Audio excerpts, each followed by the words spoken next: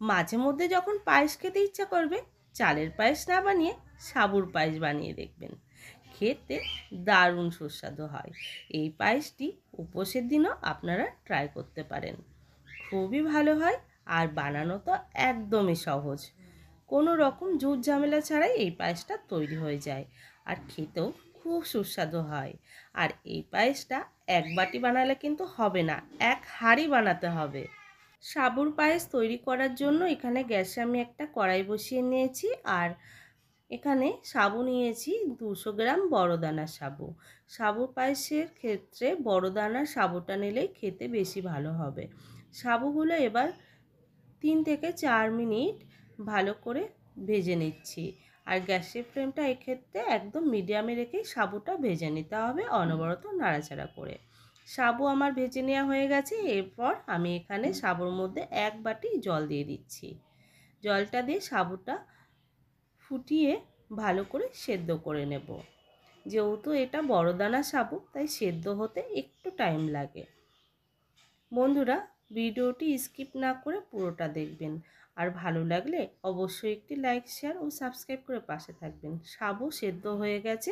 এবার আমি একটা বড় ধরনের ছাঁকনি নিয়ে নিয়েছি। ওই ছাঁকনির মধ্যে সাবুগুলো ঢেলে দিচ্ছি। তারপর এই জল দিয়ে 3 থেকে 4 বার ভালো করে ধুয়ে নেব। সাবু ধুয়ে নেওয়া হয়ে গেছে। এবার কড়াইতে আমি 1 টেবিল চামচ ঘি গরম করে নিয়ে তার মধ্যে আমন্ড কুচি ভেজে নিলাম।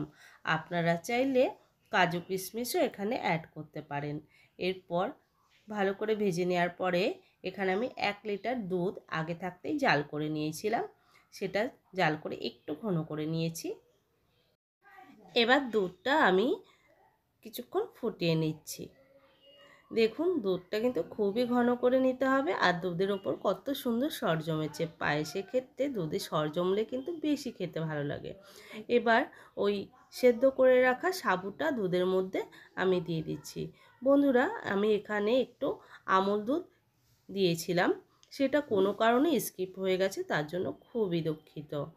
যে কোনো পিঠা পায়েসে একটু আমল দুধ দিলে তার টেস্টটা দ্বিগুণ হয়ে যায়। দিয়ে দিলাম সামান্য পরিমাণে লবণ আর 2টো এলাচ।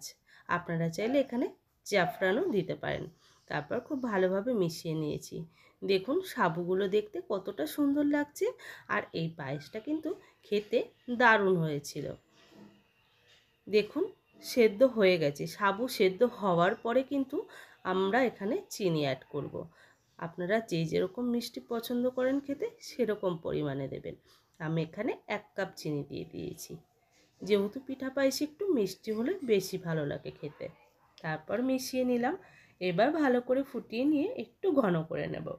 আমার চ্যানেলে নতুন বন্ধু হয়ে থাকলে চ্যানেলটি সাবস্ক্রাইব করে নেবেন আর পাশে থাকা বেল আইকনটা অবশ্যই প্রেস করে দেবেন। যখনই কোনো ভিডিও আমি আপলোড করব নোটিফিকেশান আপনাদের কাছে পৌঁছে যাবে।